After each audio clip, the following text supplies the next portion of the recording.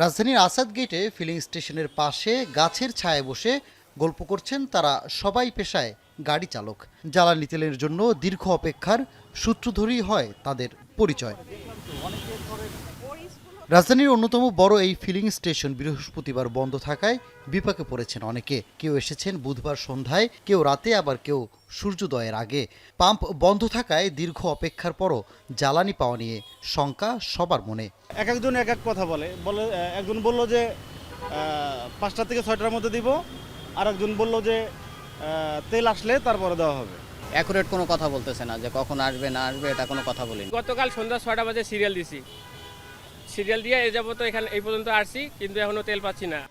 যদিও সরকারের পক্ষ থেকে বারবার পর্যাপ্ত জ্বালানি মজুতের কথা বলা হলেও মাঠের চিত্র ভিন্ন।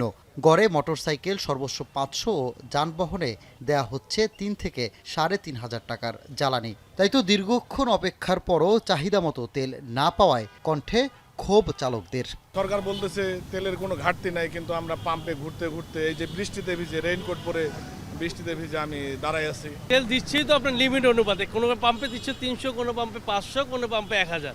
রাজধানীর একাধিক পাম্পে ছিল এমন চিত্র। ফিলিং স্টেশন সংশ্লিষ্টরা জানান, চাহিদা বেড়ে যাওয়ায় ও পর্যাপ্ত সরবরাহ না থাকায় এমন পরিস্থিতির সৃষ্টি হয়েছে।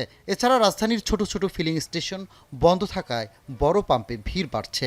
কোম্পানি আমাদের যে রিপোর্টের উত্তোলন সেটা স্বাভাবিক, বা ডিমান্ডটা অস্বাভাবিক, অর্থাৎ দ্বিগুণ ডিমান্ড আছে 50 থেকে 60,000 লিটার, আমি পাইতেছি 30,000 লিটার। এই যে গ্যাপটা, মানে মধ্যরাতে বন্ধ হয়ে যায়। তেল আনতে গেছে আমাদের কাছে, তো তেল এখনো আইসে পারে নাই। তো আমাদের 24 ঘন্টায় আমরা 13,500 তেল পাই, 13,500 লিটার, মানে এক গাড়ি। এখানে চাহিদা আছে প্রায় 40,500।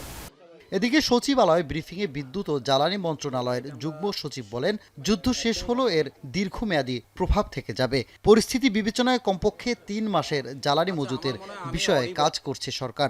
এখন পর্যন্ত অভিযানে প্রায় 4,70,000 লিটার অবৈধ মজুত উদ্ধার হয়েছে বলেও জানান তিনি।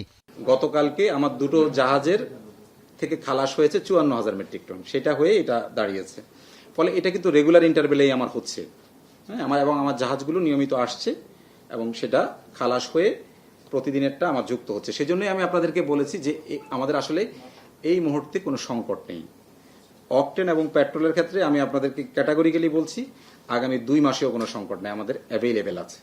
এদিকে সারা দেশে জ্বালানি সরবরাহ ব্যবস্থাকে আরও স্বচ্ছ করতে পাইলট প্রকল্প হিসেবে ফিলিং স্টেশনে মোবাইল অ্যাপ ভিত্তিক ফুয়েল পাস কার্যক্রম চালু করেছে জ্বালানি বিভাগ।